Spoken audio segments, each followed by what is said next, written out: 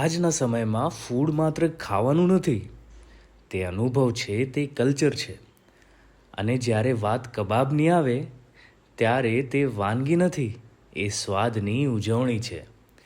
દિલ્હીના ચાંદની ચોકથી લઈને લખનૌના ટુંડે કબાબ સુધી ભારતમાં કબાબ ખાવાનું એક જશ્ન છે. ગરમા ગરમ ઘી અને મસાલાની સુગંધ, એક અનોખો આનંદ. પરંતુ સમય સાથે ખાવાના ખોરાકના સ્વરૂપે એક નવી સમસ્યા જન્મી છે, ઓબેસિટી એટલે કે સ્થૂલતા, મોટાપો. ગવર્મેન્ટ ઓફ ઇન્ડિયાના મિનિસ્ટ્રી ઓફ હેલ્થના અમુક કેમ્પેન્સ જેમ કે eat right India movement, fit India movement હોય કે પછી પોષણ અભિયાન હોય, સ્વાદ માટેની લાલસા હવે આરોગ્ય માટે ખતરો બની રહી છે. પરંતુ જ્યાં સમસ્યા હોય ત્યાં ઉકેલ પણ જન્મે છે, અને તે ઉકેલ છે મિલેટના કબાબ.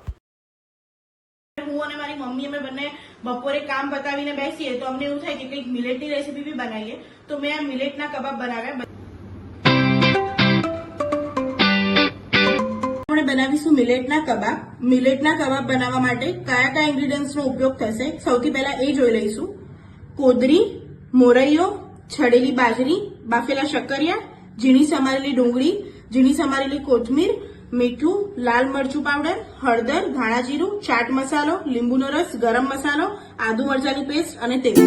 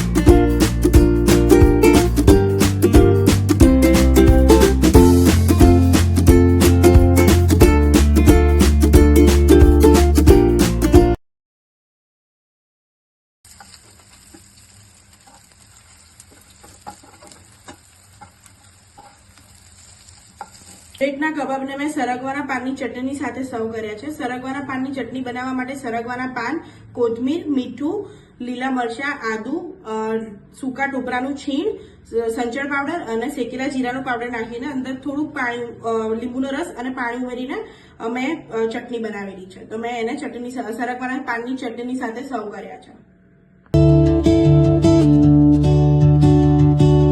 મિલેટ્સનો ઉપયોગ કરીને મેં બનાવેલી છે. એની અંદર મેં ઉપયોગ કર્યો તો શક્કરિયા, જેમાંથી કાર્બોહાઈડ્રેટ્સ મળે છે, મોરૈયો, કોદરી અને છડેલી બાજરી, એમાંથી તમને આયર્ન અને પ્રોટીન બંને મળે છે, અને સરગવાના પાનમાંથી કેલ્શિયમ અને આયર્ન મળે છે. એટલે આ એક હેલ્ધી રેસીપી છે. તો આ રેસીપી જરૂરથી તમે ટ્રાય કરો.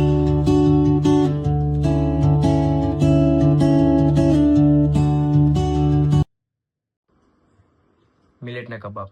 મિલેટના કબાબ સ્વાસ્થ્ય માટે ખૂબ સારા હોય છે, જેમાં ન્યુટ્રિશન, આયરન અને વિટામિન જોવા મળે છે. મિલેટના કબાબમાં ફાઇબર પણ ખૂબ સારા પ્રમાણમાં હોય છે. જોડે જોડે તે આપણા શુગર લેવલને પણ કંટ્રોલમાં રાખે છે. બહારના કબાબ ઓઇલ અને ઘીમાં ફ્રાય કરવામાં આવે છે, જો કે મિલેટના કબાબ એ ઓઇલી પણ હોતા નથી અને હેલ્થ માટે પણ સારા હોય છે.